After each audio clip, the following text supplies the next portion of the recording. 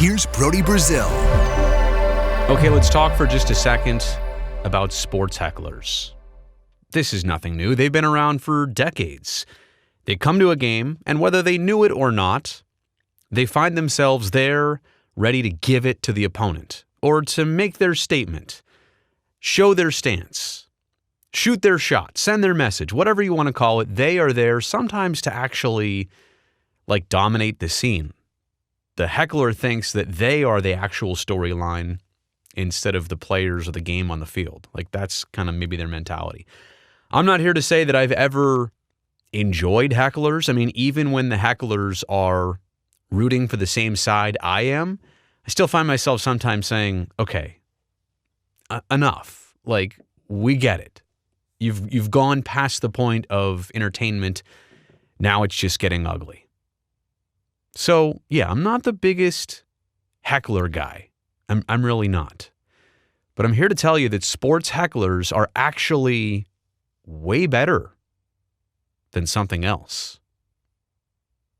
Sports hecklers are better than internet trolls.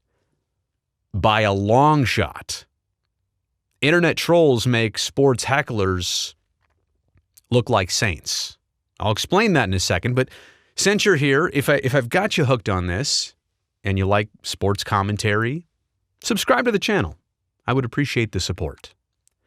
Okay, let me actually make this weird case for sports hecklers as it relates to internet trolls, their new age counterparts.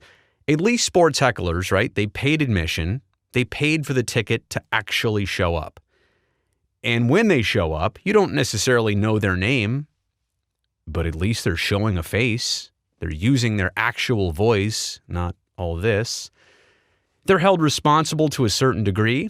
I mean, if you're in a public setting, there's probably security if you go cross a line. There's other people around you if you cross a line. And yeah, you're on a public stage.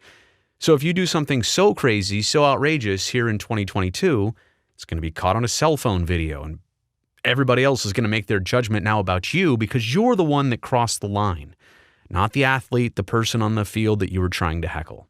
So you kind of have to put yourself out there at least to be a sports heckler.